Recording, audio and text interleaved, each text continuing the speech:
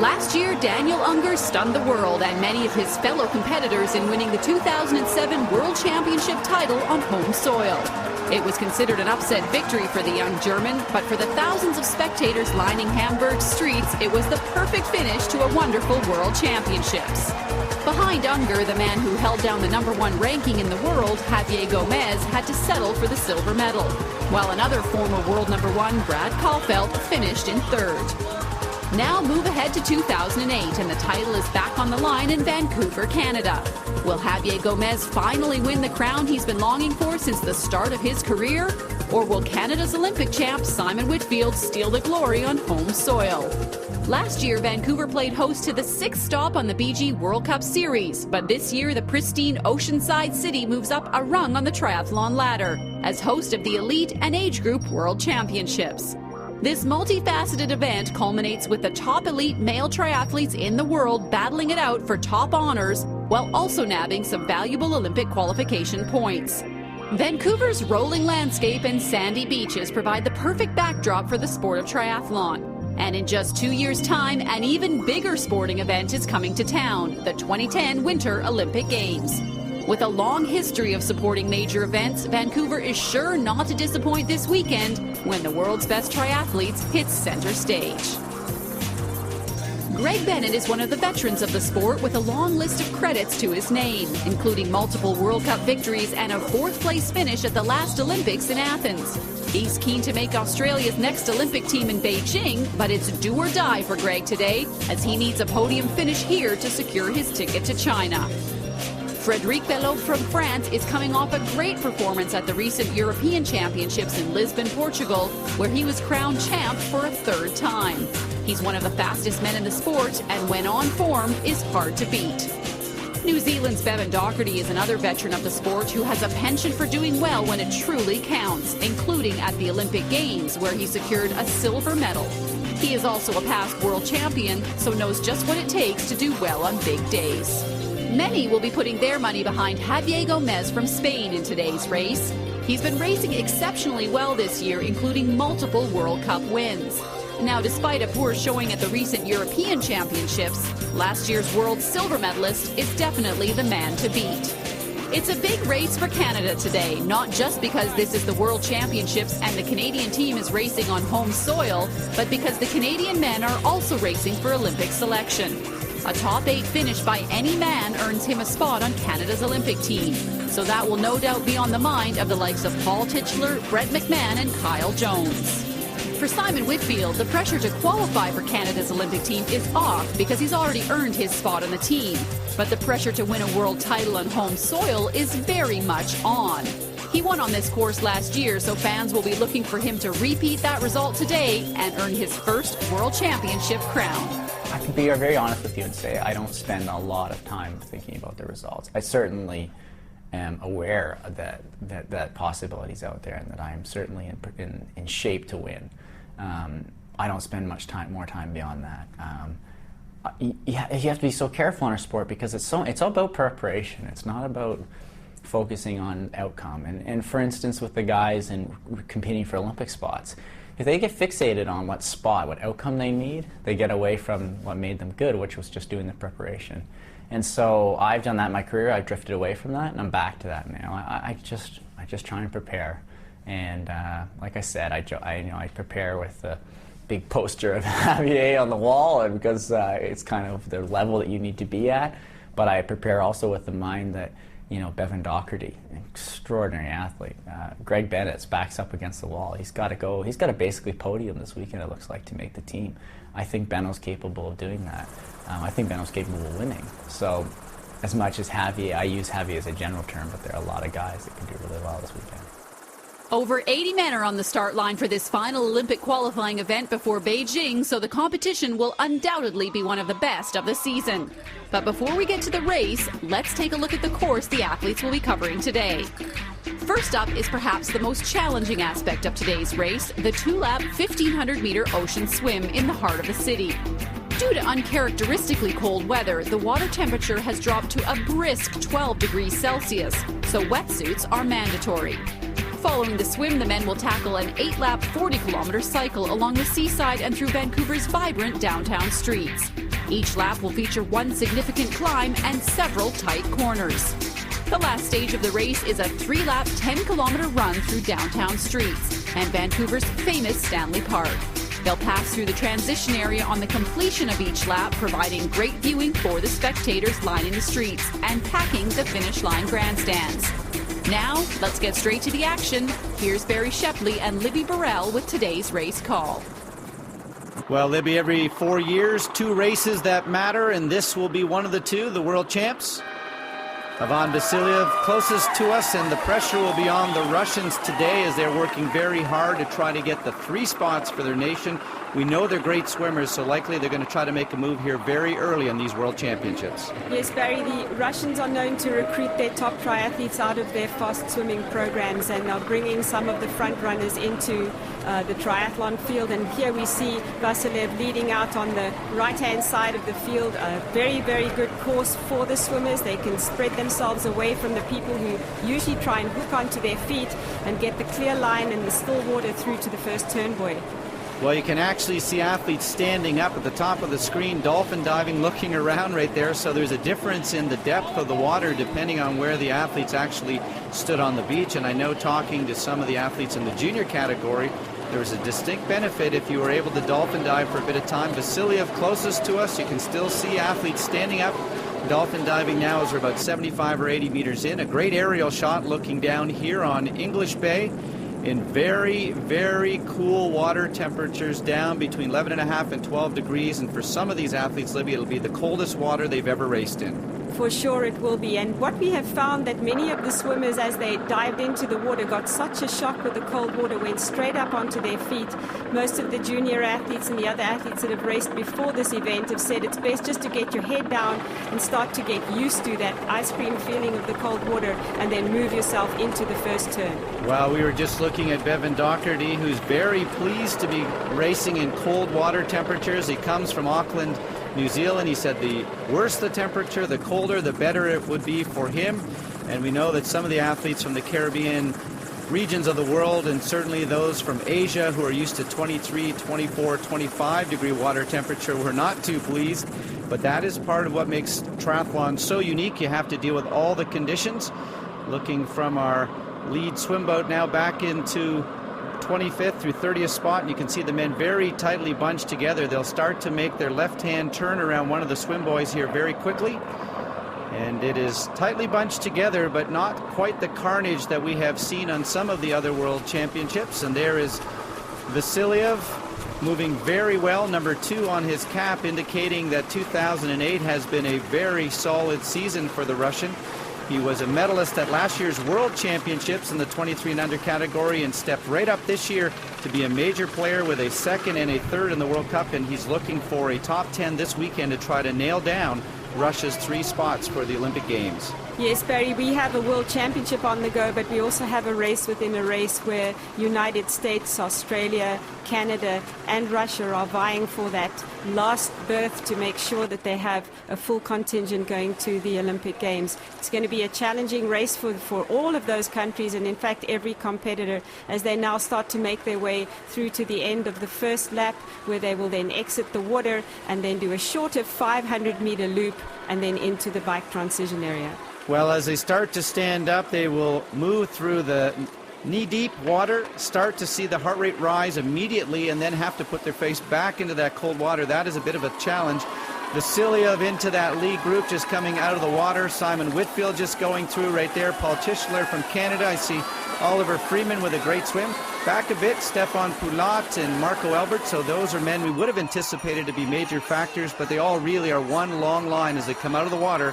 Just over 10.5 minutes back in now for the smaller 500-meter loop.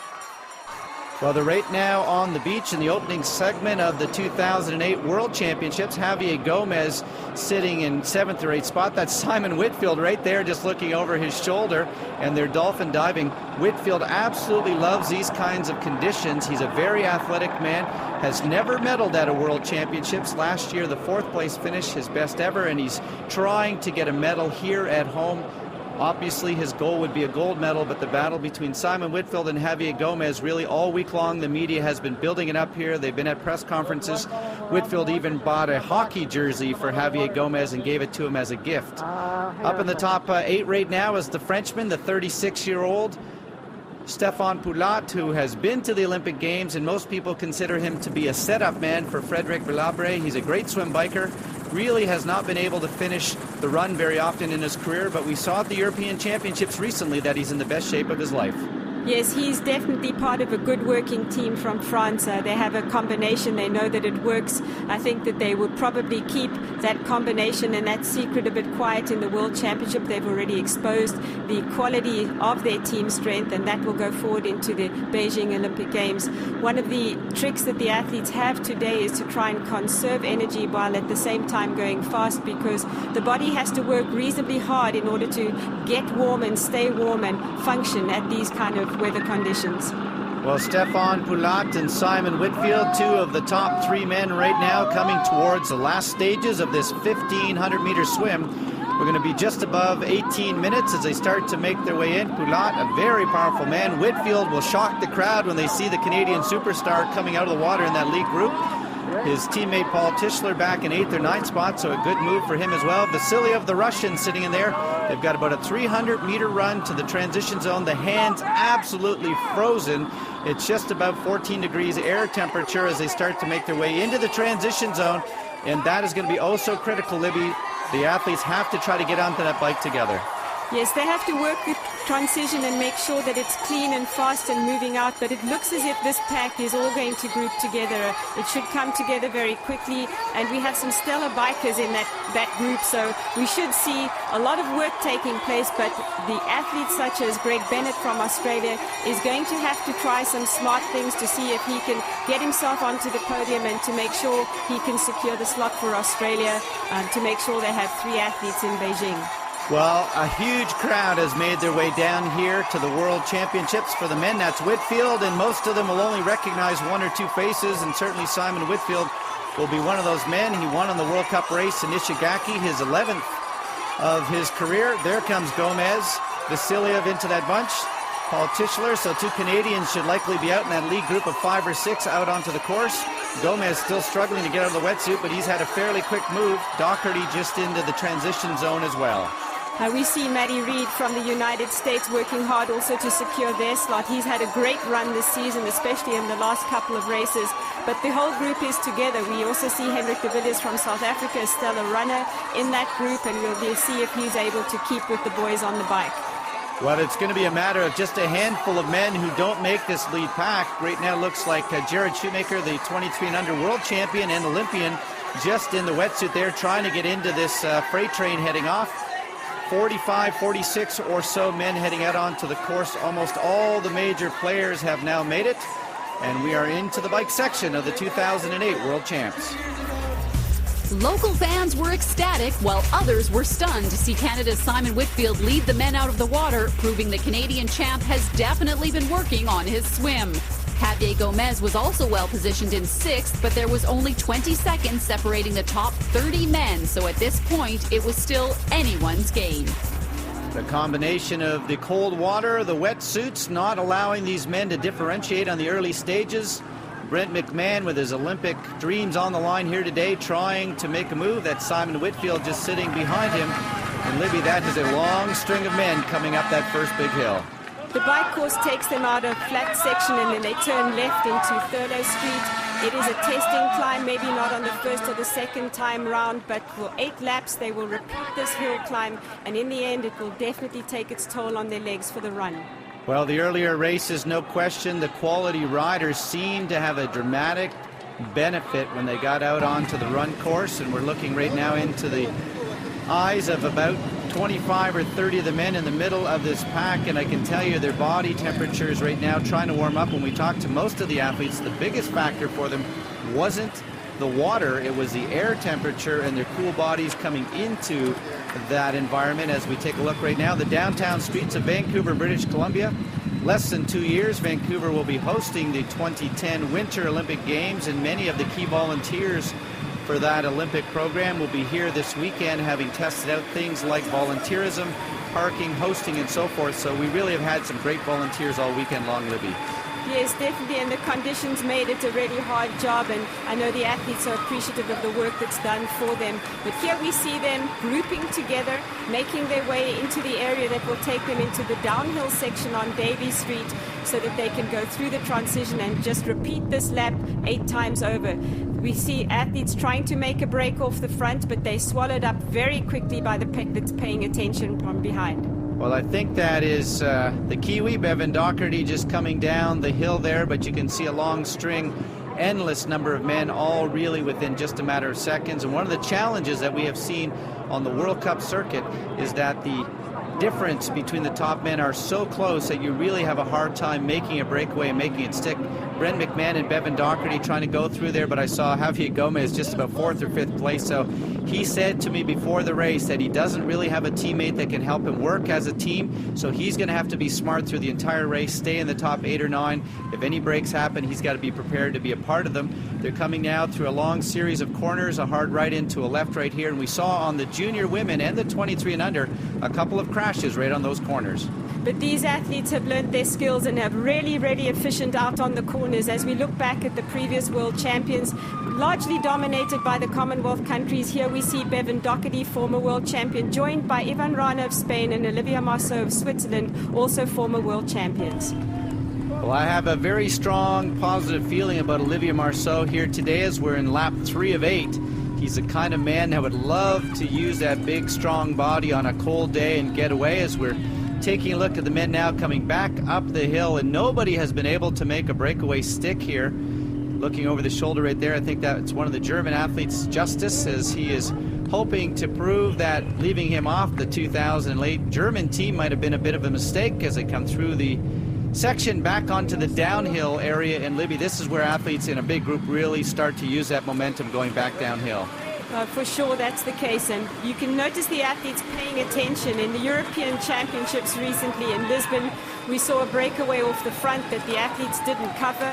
That led to the winners coming from that breakaway pack, and you can see all the athletes making sure that they can see where the French riders are and where Olivia Marceau is, because if there's a breakaway, it's usually one from that group. 48 athletes in this main group.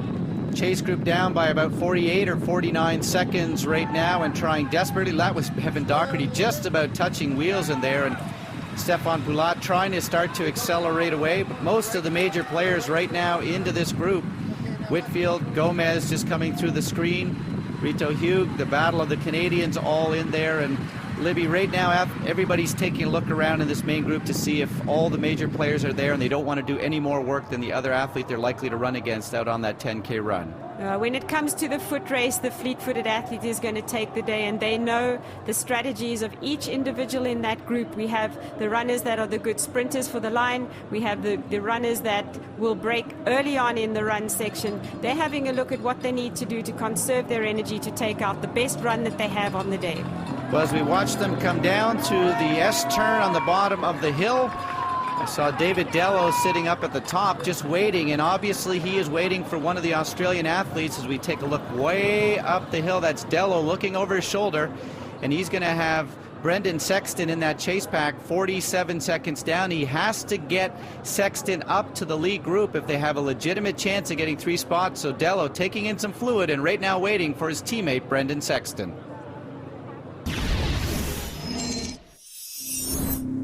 Well, David Dello not able to catch up yet, still 90 seconds down, and right now Greg Bennett taking this race in his own hands. If he is going to have a legitimate chance to go to his second Olympic Games, he is going to have to be on the podium, and he is such a strong rider. Libby Burrell, what a great opportunity.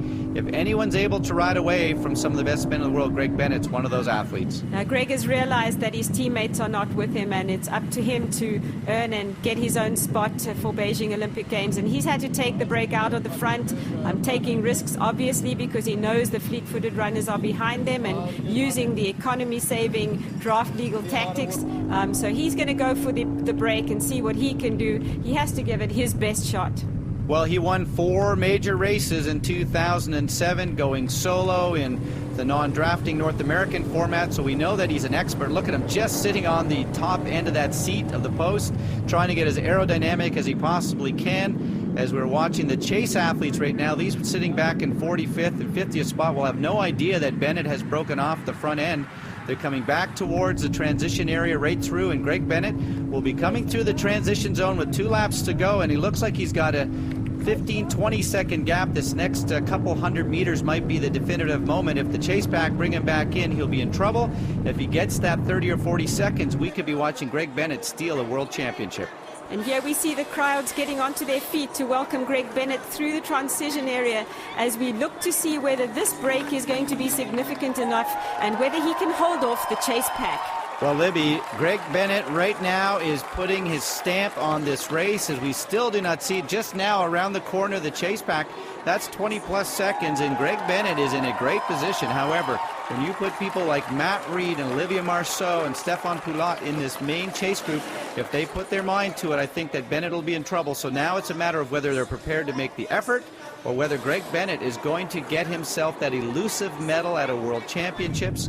As right now, Bennett, skin exposed, 50 kilometers an hour, trying desperately to take the race in his own hands. He knows his teammate David Dello much further back, and Brendan Sexton, so he's not going to be able to count on Sexton to get one of those top 10 spots here today, and he's going to have to do even more, and that's a podium. And while we see Greg Bennett leading off the front, we see the American contingent working together to make sure that their third slot is also secure. They will not let the Australian get away on his own without working really, really hard to make sure that 3 slots are safe for the United States. Well, I had a chance to watch Matt Reed outride Greg Bennett at a Tampa Bay Triathlon a few months ago, so we know that Matt is able to put that kind of horsepower out on the bike as well. And O'Donnell, I think, is here supporting Matt Reed this weekend, so we are now really starting to see the benefits of teammates. That's Timothy O'Donnell, a U.S. Navy captain right there leading Matt Reed, and Reed has had such an incredible season. After making that Olympic Games selection spot for the United States, he has gone on the World Cup circuit and had some great performances. And Greg Bennett now, his gap is narrowing, and it looks like Tim O'Donnell, Matt Reed will have brought Greg Bennett back into this main pack.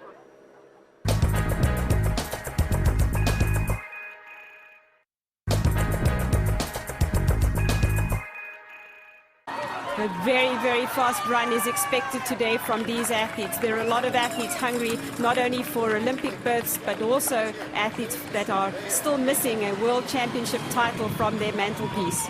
Olympic gold medalist Simon Whitfield, surrounded by Paul Tischler and Colin Jenkins, and the man who got it all done back in 2000 all by himself, now trying to get the other Canadian men to join him on the podium. I would love to see 2 Canadians on the podium with me. I say that in absolute honesty. That would indicate that we had 3 medal contenders for the Olympic Games. That would be true. Beyond that, I'd like to see someone else step up and prove that they're a medal contender. I don't want to hear any more talk about it. I don't want to hear any more, I could have, I would have, I should have. Shut up and put up, you know. And I don't say that in the cliche term. You just put the results up, let's prove you're a medal contender, and then we'll go to Beijing and we'll race as medal contenders. If you can't do that, then we're supporting who's a medal contender, and I've been able to put up the results to prove that. And I think everybody had the same opportunity to do it, and they have one more opportunity now. And if they can't do that, then I think we should focus our resources on winning medals. Well, we're now down to the last few hundred meters. 48 men will be coming off the bike. A chase pack 2 minutes down, clearly out of these World Championships. And now the big runners. Bevan Docherty, can he get back on the podium one more time? Can Gomez go from last year's silver to the elusive World Championship title that he has been looking for? Can Simon Whitfield get his first ever medal at a World Championships? And for the home crowd, they would love to see gold. Libby Burrell, a big crowd here, and they'll be watching carnage in this transition zone in the next few seconds. Yeah, very knowledgeable and enthusiastic crowd is assembled here as they watch the athletes move into the transition area to rack their bikes, don their running shoes, and go out for what is going to be a very hard and fast 10-kilometer run. One of the things we notice about Gomez, he never tries to go out too quickly out of the transition zone. Always happy to be 10th or 12th, start moving quickly. I see Rito Hugh going through there, Brent McMahon, pressure on him today, Paul Tischler going out there, some of the athletes still trying to get out of the helmets. We're looking at 48 men, less than 5 seconds difference, and now 3 laps are going to distinguish whether or not they get, some of them, to the Olympic Games. A monster pack of 48 men all entered the second transition together, including all of the major contenders. So it looked like the race would come down to a foot race over the final 10 kilometers, with the victory going to whoever had the stamina to push it all the way to the finish line despite the chilly conditions. A renewed Rito Hugh back here at the World Championships. He's been a full-time physiotherapist for the last few years, so he is in great position. Mulai, Matt Reed trying to secure his final Olympic berth with the points he needs today. Brent McMahon from Canada trying to show his Olympic decision-making committee that he is a man who should be going to Beijing. Well, the best weather of the weekend in Vancouver. It has been cool and damp. Right now, a bit of sun starting to come out as our lead group of 15 men come through here. Libby Burrell, there goes Bevan Docherty. But just one long string of men, and some of the athletes we've seen with less experience maybe get a little anaerobic, go out a bit too fast here in the opening stages of a fast run, and they really pay for it big time when they get into the later stages. I'm sure the athletes are appreciating the cooler conditions as the run hots up, but true to form here we see Javier Gomez, who is feared and respected by his competitors out on the run. We know that with Gomez, he opens up at about 5 kilometers within the run and does not have the kick at the end, but is incredibly strong in the second stages of this 10-kilometer run. Well, Rito Hugh, a bit superstitious. We can never get him for an interview on race week. He loves to interview after. The Canadians side by side, and I think you'll likely see Paul Tischler through most of this day try to put a string on Simon Whitfield to see how close he can stay to him. Brent McMahon right now showing great form because he had a crash earlier in the year, injured his wrist, lost a lot of fitness, and the 3 Canadians right now almost side by side. And we talked before the race that it becomes a race within the race when you have Olympic berths on the line. And the athletes in the pack, both in front of him, behind him, have their eyes firmly set on Javier Gomez as he tears off his arm warmers. Javier Gomez has raced 20 World Cups and been on top of the podium 10 times. He has an incredible work ethic and respects his rivals, especially Simon Whitfield, who has what he dearly wants, and that is an Olympic gold medal. I feel for me, Simon is like an idol. You know, when I was 16, 17 years old, I watched him winning the Olympic Games in Sydney. So it's a big one of this sport, and is the one who won more World Cups. And for me, I respect him a lot, and it's a pleasure to race against him on Sunday and on all races. And of course, it's going to be very hard to beat. Well, the first of the battles of 2008 between Simon Whitfield and Javier Gomez underway. Whitfield, I think Libby Burrell looking a little bit under pressure here, and when you race at home, you do feel that pressure. You can see Paul Tischler right in there at the back of that group. He's got to get a top 8 to nail himself an Olympic Games berth, and the Russians, they are in fantastic positions right now trying to get that final third man spot for the Olympic Games. And sitting very comfortably in the pack is Bevan Docherty. We've seen almost a smile on his face. He's very comfortable, seems to be very happy with where he's lying in that pack, and he's getting ready right on time for another Olympic Games and maybe another Olympic medal. Well, we'll see whether or not Greg Bennett has used up too much gas on that bike course as he is trying to accelerate here. And this is about the time that Gomez starts to just squeeze the pressure up a bit. He usually goes the first 2.5 to 3 kilometers at a solid pace and then takes it, ratchets it up at 4, 5, and 6, and usually nobody goes with him. Greg Bennett now leading. Docherty sitting where he would have expected to have been. Simon Whitfield off his shoulder. Matt Reed, what an incredible improvement in his running fitness in the last 12 months, as he really has established himself as one of the legitimate men to look out for as we head towards the Beijing Olympic Games. Yes, Barry, some people might have been surprised to have seen Matt Reed win his slot in Tuscaloosa, Alabama.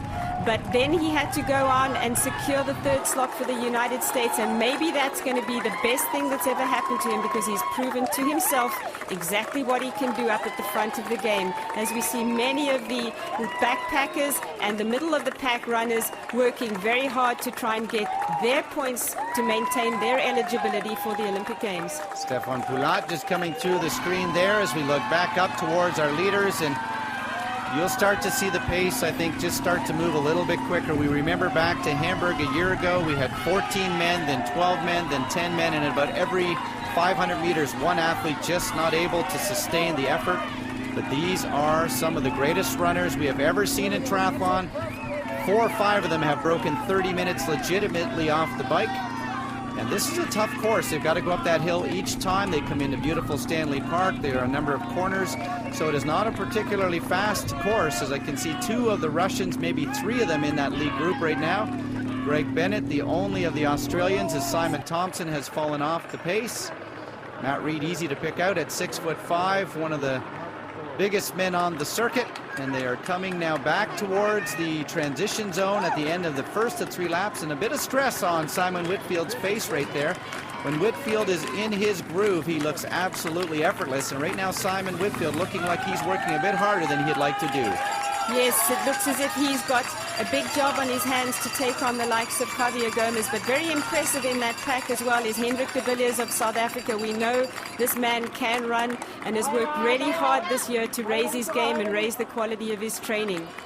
Matt Hopper just going through the screen there in the last few seconds. Frederic Villabre much further back than we would have anticipated. Simon Thompson, the Olympian from 2004, just coming past us. Wilson, a past medalist at the 23 and under World Championships right now, just going through the screen and looking back at the historical information. 1989 was the very first World Championships. Australia didn't get a man or woman on the podium, but every World Championship since, they have had an elite man or an elite woman, usually both, on the podium. Well, they didn't get it done on the worldmen's side at these World Championships, so now all eyes will be on Greg Bennett to see whether or not he can get himself a podium and a spot for the Olympic Games. And the pace now starting to pick up. Look at the crowd. They're 4 or 5 thick throughout the entire run course. And Javier Gomez, Simon Whitfield now trying to go with him. Bevan Doherty looking absolutely relaxed right now. He came in just a couple of days before, didn't prepare on this course, really is focused on the Olympic Games. And we are seeing now one man after the other start to fall off the back. And I think Greg Bennett is the first of the athletes to fall off this pace. Javier Gomez looks as if he's getting himself ready for his traditional break from the front of the pack, probably around about the 5 to 7 kilometer mark. He will open up and make sure that it's not left to the sprint again, as it was in Hamburg when Daniel Unger took the title from in front of him with a sprint to the finish line. Javier Gomez is well prepared for this. He works incredibly hard during the winter months and is ready to take on the world in 2008. Well, look at the effortless running by Javier Gomez, the 24-year-old. He won the 23 and under World Championships in Queenstown, New Zealand, and then had to lose an entire year to a health injury. As we look back right now to 4th and 5th place is Simon Whitfield and Paul Tischler having really the breakthrough run of his life. Tischler has never been in the top 16 at a World Championships, and right now he's got to get a top 8 today to guarantee himself a spot for the Olympic Games. He's been training with Whitfield in Flagstaff, Arizona, and then back to Victoria, British Columbia, and the 2 men who are really the class of the field for Canada, side by side right now with Matt Reed just behind him. And Tischler, as I said earlier in the show, will likely stay very close to Whitfield as much as he can throughout this run, knowing that Whitfield's always near the top 5 at the end of the day, and if he's with Whitfield, he'll likely have his top 8. Gomez making his move now, Libby Burrell, and we see it at about the 5 or 6 kilometer mark, and he moves away. Rito Hugh and Bevan Doherty starting to pull away. Right now, this is a defining moment, because if Whitfield and Tischler don't go with him, I think that they might be looking for the back spots in this field. Yeah, Doherty and Reto Hug seem very determined to make sure that they can keep as close to Javier Gomez as what they can, but it looks as if this break is the distinct one. We've become used to the Javier Gomez break. He'll work hard and normally doesn't back off from this point on to the finish line. He is going to make sure this year that it's not left down to a final sprint.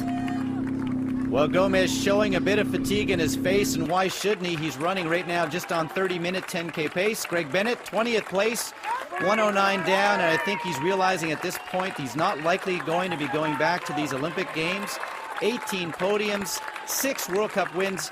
Twice he was the #1 ranked man in the world, and I don't think he's going to be able to make an attempt to go and fight Javier Gomez in Beijing as he's falling off the pace. Followed closely behind Gomez, still Bevan Doherty and Reto Hug. An outstanding performance for Reto Hug, who's obviously making a stern effort towards the Beijing Olympic Games.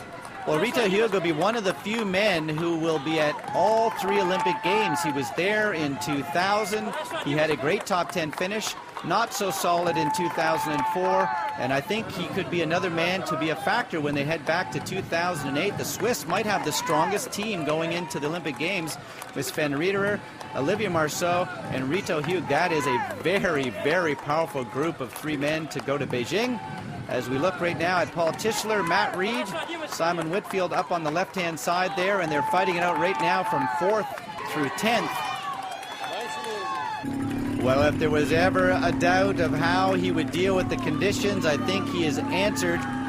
Gomez going through the downtown section, who would love to be seeing Simon Whitfield coming through here in the magic we saw in Germany with Unger. I don't think it's going to happen today, as the battle now will really be for 2nd and 3rd as Bevan Doherty and Reto Hug come through. 1 lap still to go. And the place setters, 4 through 10 coming through. And again, remember, the Canadian Paul Tischler needs a top 8 here. And there's at least 10 men total ahead of him, so he's going to have to beat a couple of these athletes, Libby Burrell, to get himself on that Olympic team. Yes, and he is surrounded by some stellar runners, so there's still a long way to go before 1 to 8 is secure. But here we see Javier Gomez. He's come to do business here. He had missed his run in Hamburg, and he's come here with unfinished business, and he's really making a good job of it. Well, the run that he put in New Plymouth, New Zealand earlier this year might still, in my mind, be the greatest run I have ever seen in a World Cup race. As we take a look right now, Reto Hug showing the fatigue. Bevan Doherty looks absolutely terrific. He really does look that kind of form we saw in 2004 when he won the World Championships and then went on to the silver medal. And he'll be carrying a lot of pressure later on this year when we get to Beijing, because the New Zealand Olympic Committee do not have many athletes who legitimately could win a medal. Hamish Carter carried the mantle, carried all the pressure going into 2004. Well, all the pressure will be on that man's shoulders, Bevan Doherty, trying to get a medal for New Zealand. And we'll see whether or not Gomez will be able to carry the pressure in as well, because there will be many cameras, much media, many eyes pointed on that 24-year-old Spanish athlete as we head towards Beijing. Yes, there's a string of firsts waiting for Bevan Doherty, and he's fully aware of that. The first man to win back-to-back medals at the Olympic Games for triathlon, but also he's wanting to go 1 step higher and turn his silver into gold. Place settings 4 through 10. Susayev sitting in a great position right now. Tony Moulay quietly getting the job done. I think he's going to be one of the athletes that France will seriously consider for their Olympic Games team. Petzold starting to fall off the back end of this group now as they come through beautiful Stanley Park, and one of the first times in the last 4 days that we have not seen rain coming down. We can understand why it's so lush here. Yes, and really a lot of respect for Matt Reed, who's come back from serious illness last season to have probably one of the best seasons of his very long triathlon career, and just in time for the Beijing Olympics. He will be racing in Beijing for the United States, while his brother will be racing for New Zealand. That is going to be a very unique situation, and again, for those who don't follow triathlon that closely, they were both New Zealand athletes, Matt and Shane Reed, eventually Matt Reed marrying an American woman, getting his U.S. citizenship, so his brother Shane will be on the Kiwi team, Matt will be on the American team, and the two of them will battle each other in Beijing. Here comes Gomez, bell lap, heading out onto the final 3.3 kilometers, and he looks totally under control. I can't imagine anybody running him down at this point, but of course we would have said the same thing in 2007 when Daniel Unger found that magic to win his first world championship. Javier Gomez, of all people, know that lying right behind him is one of the best sprinters in the business. We have wonderful visuals of Bevan Doherty out-sprinting people from way back, so it'll be foremost in Javier Gomez's mind that it's not over till it's over, as Hendrik de Villiers moves through, followed strongly by a group of athletes vying for their 3rd Olympic berth, just meters behind him. Trying to take in the oxygen. You can just see the lips trying to suck in the air there. And Gomez loves the heat. Beijing, I don't think, will be a problem. He's shown that he can deal with cold and rain. He won in Madrid in the pressure of having to win at home. He's dealt with 12-degree water temperature here today. It didn't rain on the course, but it certainly has been cool. So this man, the complete athlete, he swims well under 16 minutes for 1,500 meters, and he has the fastest runs ever in the sport of triathlon. As we look at Bevan Doherty, we look at a man who has 13 second-place finishes in major events, to include the Commonwealth Games, the Olympic Games, and World Cup finishes. But he is the owner of the Athens silver medal from the Olympic Games, and he's also a former world champion from 2004 when he won the title on a sprint finish in Madeira. Taking a look at his shoulders when we had that close-up, you can see he's getting into that lean phase of his season. He's moving closer and closer. You see faster runs. Rito Hugh clearly now in third place.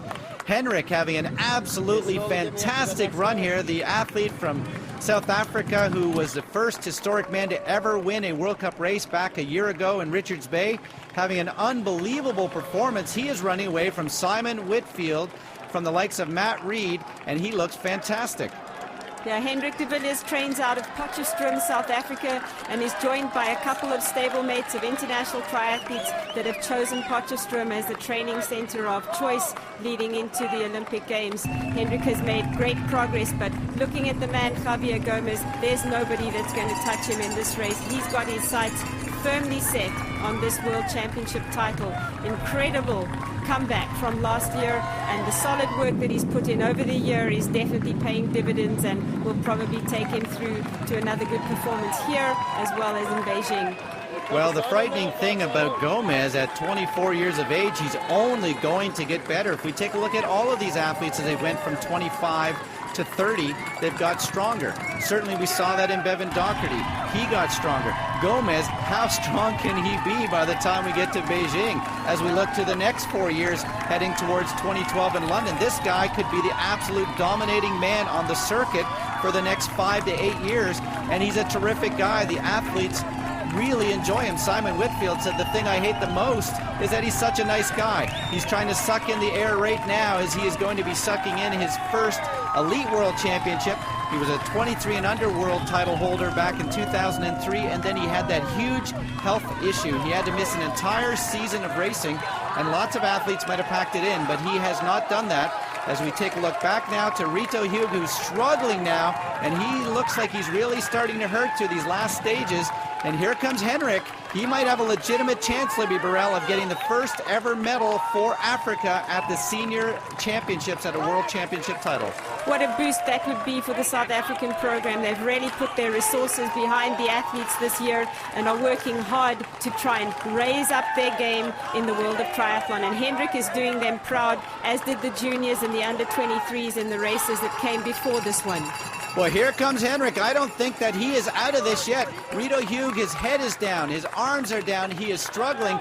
I certainly believe that the South African athlete looks more comfortable right now. They've got about 500 meters to the finishing line, and this race is not over as they're into the last stages of the 2008 World Championships. Here comes Bevan Doherty. He is free and clear, no question. It is going to be another second-place finish, and there's nothing wrong with that at the World Championships, but the battle for third is far from over.